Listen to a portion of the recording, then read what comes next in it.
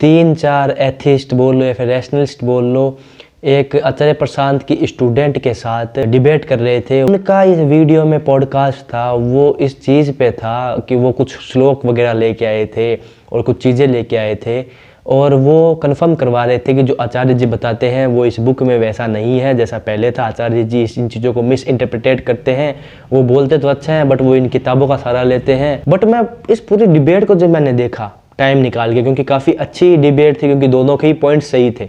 एक जने का पॉइंट था कि तुम्हें किसी किताब की जरूरत नहीं है सत्य तक पहुंचने के लिए, क्योंकि अगर सारी किताबें जल भी जाए तो भी अगर बुद्ध के बारे में हम ना भी जाने, ओशो के बारे में हम ना भी जाने, वेदांत के बारे में, गीता के बारे में ना भी जाने, पर सत्य तो सत्य ही रहेगा। वो तो बह रहा है, पहले भी और बाद में भी रहेगा। हमारे अहंकार उसे ना समझ पाए, ईगो उसे ना समझ पाए, बट सत्य तो सत्य ही रहेगा। सत्य कोई ऊपर बैठा कोई भगवान या फिर इमेजिनरी क्रिएटर नहीं है जो जिसके लिए हमें कुछ रूल्स चाहिए ही होंगे। वो सत्य तो बह रहा है हर किसी चीज़ में। और दूसरा जो मेघना है, जो आचार्य प्रशांत की स्टूडेंट गई थी, उसका पॉइंट था कि क्यों ना हम यूज ले वेदांत और गीता है तो उसका यूज लेने में क्या दिक्कत। बट दिक्कत पता है कहाँ हो जाती है? दिक्कत उस एक चीज़ पे हो जाती है जो चीज़ ओशो ने बड़ी अच्छी तरीके से समझाई थी और बार बार कही थी, मानो मत जानो। और ये बेहतरीन तरीके से हमें दिखा उस पॉडकास्ट के अंदर कि क्यों जानना जरूरी है, मानना नहीं। हाँ, वो जो तीन एथिस्ट रैशनलिस्ट बैठे थे उन्होंने भी बहुत कुछ मान रखा होगा। हो सकता है उन्हें वेदांत के बारे में पता ना हो अच्छे से, उन्हें गीता के बारे में पता ना हो सकता है जैसे कि मैंने खुद ने जब गीता पढ़ी थी अलग अलग, तो एक छोटी वाली गीता आती है उसका ट्रांसलेशन अलग, बड़ी वाली गीता आती है उसमें ट्रांसलेशन के साथ जो समझाया गया है, वो जो मुझे समझ में आ रहा है वो जो समझाया गया है वो पूरा अलग। आचार्य प्रशांत की गीता अलग, ओशो ने जो समझाया उनका समझाने का ढंग अलग। तो हो सकता है कि हाँ भाई कोई जानता नहीं है, बस सब अपने अपने इंटरप्रिटेशन ही देते हैं और वो जो तीन लोग हैं वो एक इंटरप्रिटेशन ट्रांसलेशन पकड़ के बैठ गए हैं जो कि होगा भी गलत, बट हो सकता है गीता का सच में मतलब वो ना हो और कृष्ण ने अर्जुन को समझ में आ जाए, ये इसी मोटिव से सारी बात की हो। पर जब हम दूसरी साइड मेघना की साइड देखते हैं ना, तो वो भी कोई जानने वाले स्तर पे नहीं पहुंची है।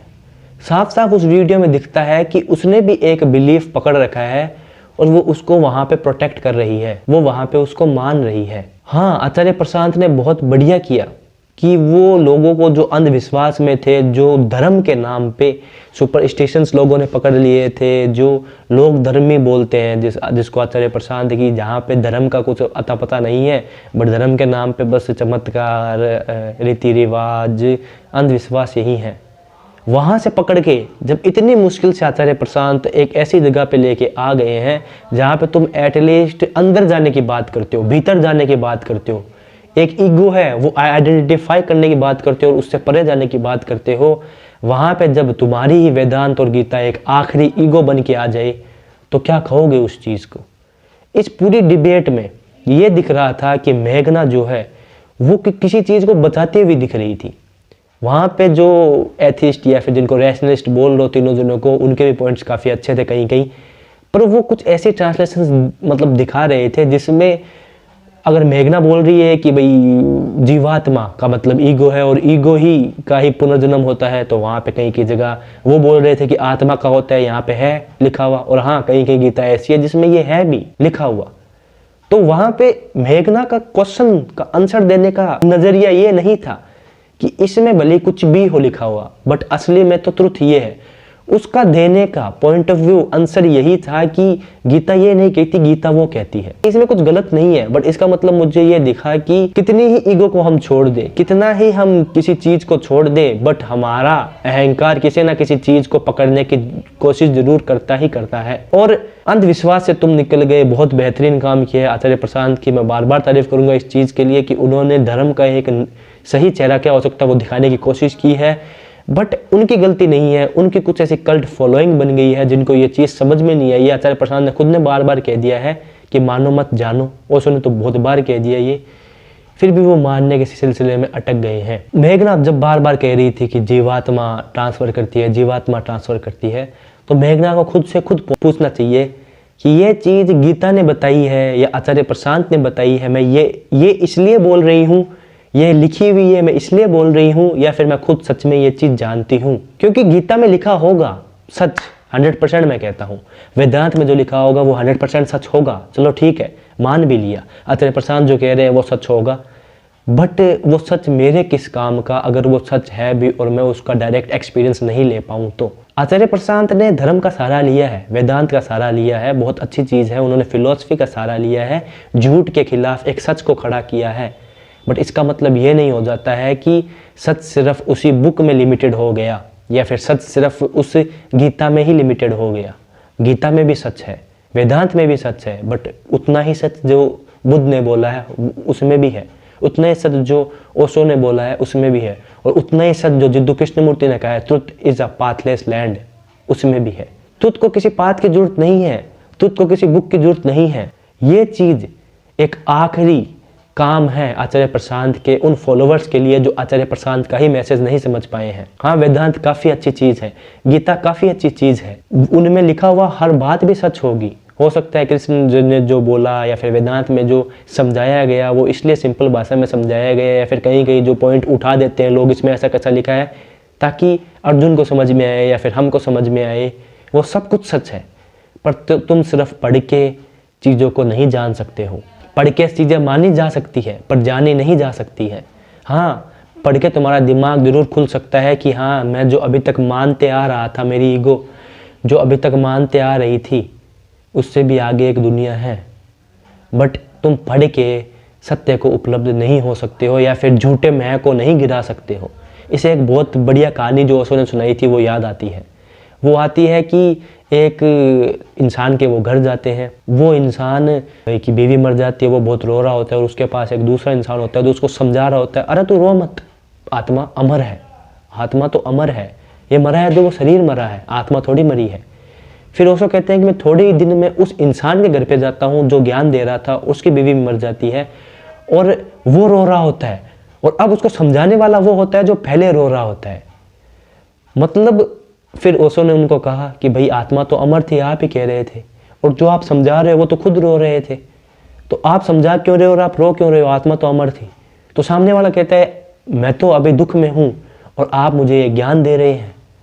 तो वहाँ से ओशो ने कहा कि पढ़ के शब्दों की मीठे मीठे जाल तो कोई भी बना सकता है, पर जब बात जानने की आती है ना, तो ईगो नामक जो द्रव्य हमारे अंदर है, जो मटेरियल जिसको आचार्य प्रशांत ने बोला है या फिर कुछ लोगों ने उसको फॉल्स सेल्फ बोला है, जिद्दू कृष्णमूर्ति ने जिसको बोला है कि तुमने खुद को बहुत कुछ मान रखा है, जैसा कि अष्टावक्र ने बोला है, वो कांप जाता है। बहुत अच्छा किया आचार्य प्रशांत ने। आचार्य प्रशांत ने तुम्हें नहीं भटकाया है, तुम खुद भटके हो। ये जो फॉलोइंग तुमने बना ली है आचार्य प्रशांत की, बहुत ठीक है ये कि वो आगे बढ़ रही है, बट उसने एक आखिरी ईगो पकड़ लिया है जिसको कुछ भी हो जाए अब खुद के अंदर नहीं जाना है, खुद की ईगो के पार नहीं जाना है, उसको अब हर चीज़ वेदांत और गीता से जोड़नी है। उसका बुरा इफेक्ट अब ये पड़ने लग गया है कि अब अगर तुम्हें गीता के मामलों में उलझाया जाएगा तो तुम उलझ भी लोगे। तुम्हें अगर कह दिया जाएगा कि क्या पता जो इसने की है ट्रांसलेशन वो सही हो या फिर जो आचार्य प्रशांत ने ट्रांसलेशन की है वो ना सही हो, इसका तुम्हारे पास जवाब ही नहीं है, तुम फिर भी डिफेंड कर रहे हो, जैसे मेघना उस वीडियो में डिफेंड कर रही थी। अगर मेरे जैसा इंसान होता और मुझसे कुछ अगर पूछा जाता तो मैं तो सीधा सीधा कहता क्या फ़र्क पड़ता है यार, उसने अगर गीता में कुछ भी लिखा हो और आचार्य प्रशांत अगर गीता का नाम लेके सच बता रहे हो, क्या ही फर्क पड़ जाता है। मुझे तो सच से मतलब है, चाहे वो सच फिर गीता में लिखा हो या फिर ना लिखा हो, वो अगर वेदांत में बताया हो या फिर ना बताया, ओशो ने बताया फिर ना बताया हो, मुझे तो मेरे सत्य से फर्क पड़ता है। मुझे तो अहंकार को छोड़ना है। अब अगर एक बुक में वो चीज़ सही से लिखी हुई है या फिर नहीं लिखी हुई है, उसको उससे सत्य को बिल्कुल भी 0% भी फर्क नहीं पड़ता है। Truth is a pathless land. हाँ, उस ट्रुथ तक पहुंचने के लिए तुम बहुत सारे सहारे ले सकते हो। तुम गौतम बुद्ध को सुन सकते हो, तुम आचार्य प्रशांत को सुन सकते हो, तुम ओशो को सुन सकते हो, तुम जिद्दू कृष्णमूर्ति को सुन सकते हो, तुम गोरखनाथ को सुन सकते हो, तुम रमन महर्षि को सुन सकते हो, तुम सुन सकते हो कबीर को, तुम गीता वेदांत पढ़ सकते हो, तुम उपनिषद पढ़ सकते हो। पर वो सिर्फ पढ़ने से या फिर सुनने से तुम्हारी कुछ भ्रांतियाँ मिटेगी, तुम्हारी कुछ फॉल्स अजम्पशंस, तुम्हारे कुछ भ्रम मिटेंगे, तुम्हारे कुछ जो डाउट्स थे, जो तुमने फॉल्स ईगो बना ली थी, वो सब मिटेगी। पर सत्य की झलक तो तुम्हारे खुद को अहंकार को सामना करने से ही मिटेगी, अहंकार को जान लेने से ही मिटेगी कि मैं हूँ ही नहीं, इस चीज़ से मिटेगी। जो मैंने झूठा मैं बना रखा है, क्या मैं वो सच में हूँ, उसको जानने से मिलेगी। गीता में उलझ गए कि ये नहीं वो नहीं, जीवात्मा तो एक दूसरे से पार जाती है, पुनर्जन्म होता है या फिर नहीं होता है। इनको मान लेने से क्या होगा? होता है तो भी ठीक है, नहीं होता है तो भी ठीक है। हो सकता है गीता में जो लिखा हो वो सही हो, बट उसको मान लेने से तुम्हारा क्या हुआ? तुम्हारा तो कुछ नहीं हुआ। वही हुआ जो इतने सारे रिलीजन्स जिनको आचार्य प्रसाद लोक धर्मी बोलते हैं, उन्होंने मान रखा है बहुत कुछ। सत्य को तो वो जानते हैं नहीं। हाँ, उनमें और तुम में बस इतना सा फर्क हो गया कि भाई वो जिस चीज को मान रहे हैं वो चीज झूठ होगी, और जिस चीज को तुम मान रहे हो वो चीज सच होगी। पर तुम भी तो मान ही रहे हो ना, तुम जानते थोड़ी हो। इसलिए तुम्हें बार बार एक दिमाग की बैसाखी की जरूरत पड़ जाती है, कभी वेदांत की, कभी गीता की, कभी आचार्य प्रशांत की, कभी उपनिषद की। मैं ये नहीं कह रहा कि ये सब गलत है, ये सही है, बट डायरेक्ट एक्सपीरियंस कब लोगे? कब तक तुम दूसरों को अपने ईगो का एक उपद्रव बनाते रहोगे? कब तक एक दूसरों को अपना ईगो का टूल बनाते रहोगे? ईगो से पार ही जाना था ना, या फिर एक ईगो छोड़नी थी और दूसरी ईगो को पकड़ना था? क्या करना था? खुद से सवाल पूछना। ईगो को समझना ही था ना, या फिर इस टाइप की ईगो तो बहुत बुरी है और इस टाइप की ईगो तो बहुत अच्छी है, इस चीज में फंसना था। गीता में कोई खोट नहीं होगा, मान लिया। वेदांत में कोई खोट नहीं होगा, उपनिषद में कोई खोट नहीं होगा, आचार्य प्रशांत में कोई खोट नहीं होगा। बट ऐसे उलझे रहने से, क्योंकि वो गीता में लिखा है, आचार्य प्रशांत ने बताया है, तो मैं मान लेता हूँ और लोगों से मैं डिबेट करने वहां पे पहुंच गया। क्या मतलब रहा उस डिबेट का? क्योंकि जो पूछ रहे हैं उनको भी कुछ नहीं पता है, उनको तुमसे थोड़ा सा मतलब कम पता है। तुम थोड़ा सा पास हो उस चीज के, क्योंकि तुम आचार्य प्रशांत, तुमने ओशो को, बहुत सारे लोगों को सुन रखा है, तो तुम्हें पता है कि हाँ, ego is a false self, you are not your thoughts, you are not your mind. इतना तुम्हें ठीक है, थोड़ा बहुत माना है तुमने, बट जाना तो नहीं है ना। ये जो बातें कर रहे हो वो तुम उस बुक के बेसिस पे कर रहे हो ना, अपने खुद के एक्सपीरियंस पे थोड़ी कर रहे हो। अगर तुम्हें ओशो को सुनना भी है, तुम्हें आचार्य प्रशांत को सुनना भी है, तुम्हें गीता, वेदांत, इन सब को पढ़ना भी है, तो वो तुम्हें इसलिए पढ़ना है ताकि इन चीज़ों को यूज़ करके तुम अंदर जा पाओ। इन चीज़ों को तुम एज अ शब्द की तरह मान के बैठ जाओ, इसलिए नहीं। ये चीज़ तुम्हारी रास्ता बन के हेल्प करे ताकि तुम भीतर की तरफ जा पाओ, तुम्हारे अंदर की तरफ तुम पहुंच पाओ। इसलिए नहीं कि भाई इनको बस पकड़ के बैठ गए, इन शब्दों को और बार बार दोहराते गए। आत्मा अमर है, आत्मा अमर है, जीवात्मा एक दूसरे शरीर में जाती है, ऐसा बोलने से वो एक्सपीरियंस अंदर नहीं मिल जाता जो सत्य को खुद जानने से मिलता है। मैंने इसीलिए ही एक वीडियो में कहा था, philosophy is a waste of time. वो किन लोगों के लिए वेस्ट ऑफ टाइम हो जाती है? शुरुआत में तुम्हें फिलॉसफी से ही स्टार्ट करना पड़ेगा, और फिलॉसफी ही तुम्हारे लिए सब कुछ है। अगर तुम्हें तुम्हारा दिमाग खोलना है, तुम्हारा दिमाग बंद है, तुम्हें अलग अलग पर्सपेक्टिव चाहिए होंगे लाइफ के लिए, इसलिए तुम्हारे लिए फिलॉसफी है। बट एक पॉइंट में आने के बाद में तुम्हें फिलॉसफी को भी छोड़ना पड़ता है, क्योंकि तुम्हारे अंदर जाने की यात्रा में वो बाधा बन रही होती है। क्योंकि वो एक दूसरी ईगो तुम छोड़ देते हो और अब एक नई ईगो तुम पकड़ लेते हो कि मुझे तो ये चीज़ पता लग गई है। भले ही तुम्हें डायरेक्ट एक्सपीरियंस नहीं हुआ है, अगर डायरेक्ट एक्सपीरियंस हो भी जाता ना तो कोई बात ही नहीं थी, तो तुम इतना डिबेट में फंसते ही नहीं, तुम्हारे पास क्रिस्टल क्लियर होते जवाब। बस तुमने पहले जो मान रखा था वो तुम्हें पता लग गया वो गलत था, बट अब जो तुमने मान लिया है वो है भी सही, तो तुम्हारे पास एक नई ईगो बन गई है कि मुझे जो पता है वो तो सही है, मैंने मान लिया है ना। आचार्य प्रशांत जो बता रहे हैं, ओशो जो बता रहे हैं, गीता जो बता रही है, वेदांत जो बता रहे हैं, वो तो एकदम सही है। तो अब ये वाली ईगो तुम कैसे छोड़ दोगे कि भाई वो सच है, पर वो सच उन लोगों का सच है, वो सच वही सच होगा जो मुझे मिलेगा, बट मैं डायरेक्ट एक्सपीरियंस तो लूँ उस चीज़ का, मैं मेरी ईगो को पहचानूँ तो सही, मैं जानूँ तो सही। फिर भले जीवात्मा एक शरीर से दूसरे शरीर में जाए, फिर भले आत्मा अमर हो या ना हो, क्या फ़र्क पड़ता है उस चीज़ से? मैं पहले खुद को पहचान तो लूँ कि मैं क्या हूँ क्या नहीं हूँ। आचार्य प्रशांत ने बहुत बार बोला है कि बुद्ध तो खुद वेदांती थे। इसी भाषा में मैं भी कह सकता हूँ कि शंकराचार्य तो खुद बुद्धिस्ट थे एक रूप में। तो ये तो शब्दों का खेल हो गया ना, कौन क्या है कौन क्या नहीं है। बुद्ध ने कौन सा वेद पढ़ा था, वेदांत पढ़ा था? बुद्ध ने जो जाना अपने आप से जाना था ना। वैसे ही ओशो ने भी बहुत चीजें पढ़ी, पर सिर्फ पढ़ने से अगर हो जाता, उनके जगह तो किसी ने पढ़ा ही नहीं था। अगर मानने से कुछ हो जाता, सत्य का पता लग जाता, तो वो तो उसी वक्त उन्होंने पढ़ा था, उस वक्त हो जाता सब। पर अंदर एक डुबकी मारनी पड़ती है, इनर जर्नी पे निकलना पड़ता है। खुद के अंदर डुबकी मारनी पड़ती है, क्योंकि वो जो सत्य लिखा है गीता में, वेदांत में, उपनिषद में, या फिर जो भी तुम्हें बता रहे हैं लोग, वो सत्य अपने कॉन्टेक्स्ट के हिसाब से बता रहे हैं। तुमने कौन सा ईगो पकड़ रखा है, तुमने कौन सा अहंकार पकड़ रखा है, उसके लिए तो तुम्हें खुद को ध्यान में जाना पड़ेगा ना। ध्यान 24 घंटे का भी हो सकता है, या फिर शुरुआत में 1 घंटे बैठो और बाकी 23 घंटे कोशिश करो कि वो ध्यान बरकरार रहे, होश बरकरार रहे। खुद को देखते रहो, खुद के थॉट्स को देखते रहो, कौन सी डिजायर्स है जो पकड़ी हुई है, या फिर कौन से ईगो को बताने चले हो। खुद को ही जो चीज़ें नहीं समझ में आई है वो दूसरों को समझाने चले हो। क्या क्या बातें कर रहे हो और क्यों कर रहे हो बातें? अगर पढ़ने से ही सब समझ में आ जाता, या फिर किसी के बताने से ही सब समझ में आता, तो आ गया होता सबको। गौतम बुद्ध के साथ जो जने रहते थे वो सारे के सारे थोड़ी जाग गए थे, फिर सारे के सारे अपने झूठे मैं को थोड़ी पहचान पाए थे। क्यों? क्योंकि कुछ ने सिर्फ बुद्ध को एक माध्यम समझा कि हाँ इनकी हम हेल्प से खुद के अंदर जा सकते हैं। वो शायद अपने झूठे मैं को पहुंच गए होंगे, झूठे मैं को पहचान गए होंगे, सत्य तक पहुंच गए होंगे, और कुछ ने बुद्ध को ही अपना अहंकार बना लिया। एक अहंकार छोड़ा और एक बुद्ध में ही अपना अहंकार खोज लिया।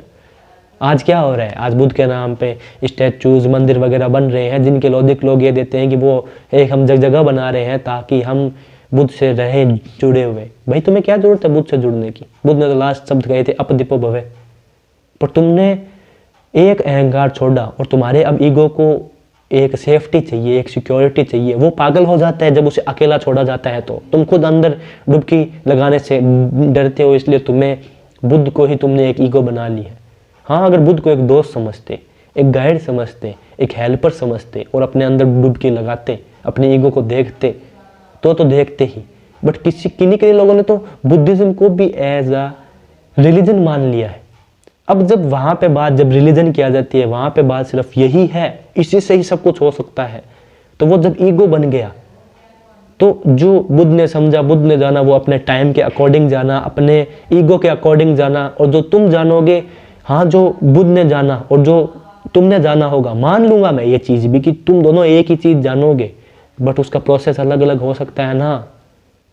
बट तुम वहाँ तक कैसे जा पाओगे जब तुमने, जो इंसान तुम्हारे पास एक लाइट लेके आया था कि भाई ये है लाइट और तुम्हें अब इस रास्ते पे अपने आप चलना है, तुमने उसका ही हाथ पकड़ लिया कि भाई आप भी मेरे साथ चलो, तो ना तुम उसको छोड़ पा रहे हो और ना तुम खुद के रास्ते में जा पा रहे हो।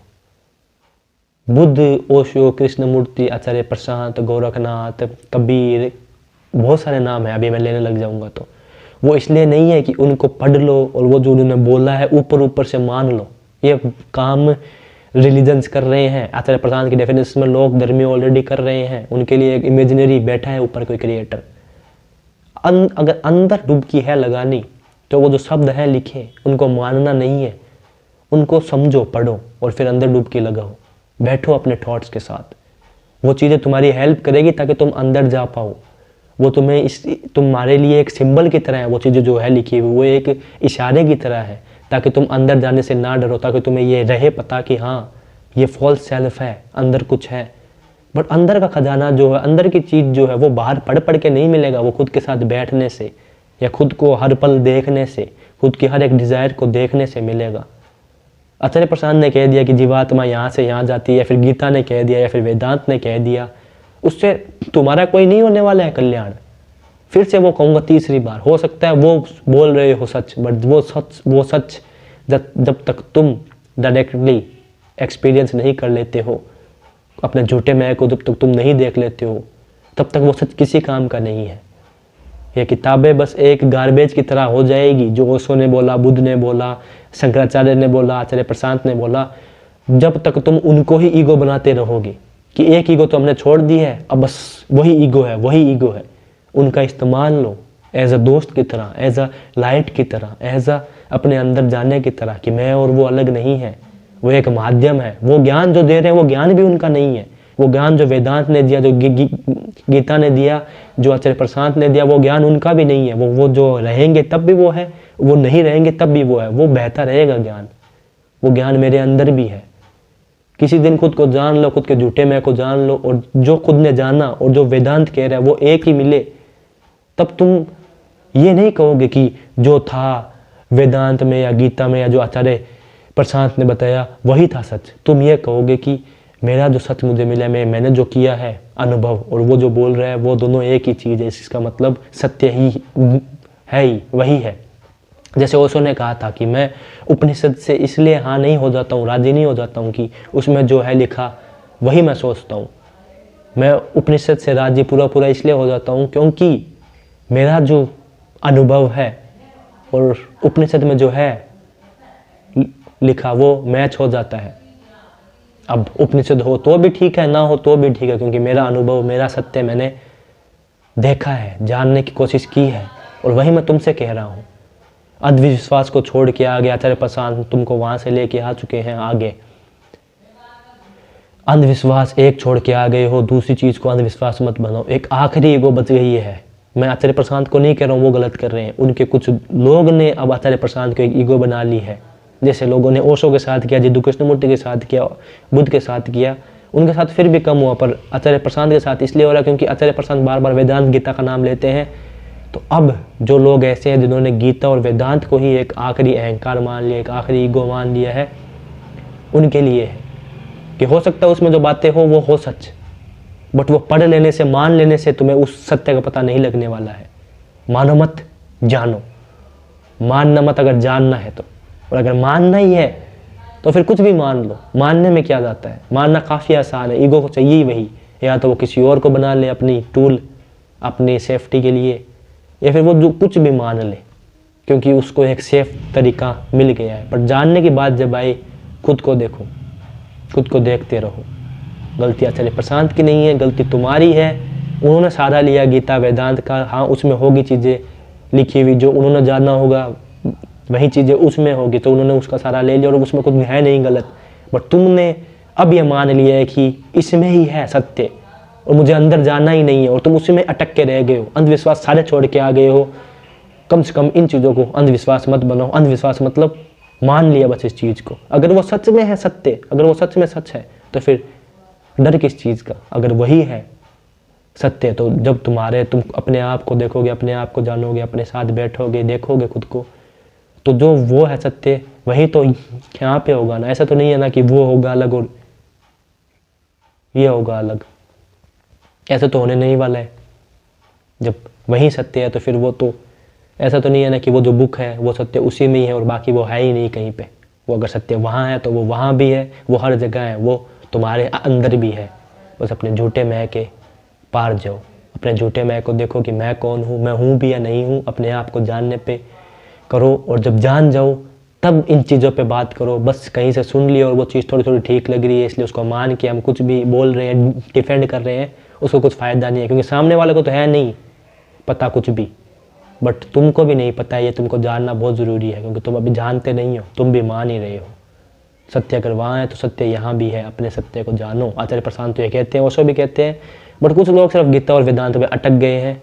वो भी होगा सत्य, बट तुम्हें अपना सत्य ढूंढना है, क्योंकि सत्य अगर वहाँ है तो सत्य यहाँ भी है। खुद को देखते रहो, खुद को जानते रहो, थोड़ा सा टाइम निकालो ध्यान के लिए, खुद के साथ बैठने के लिए।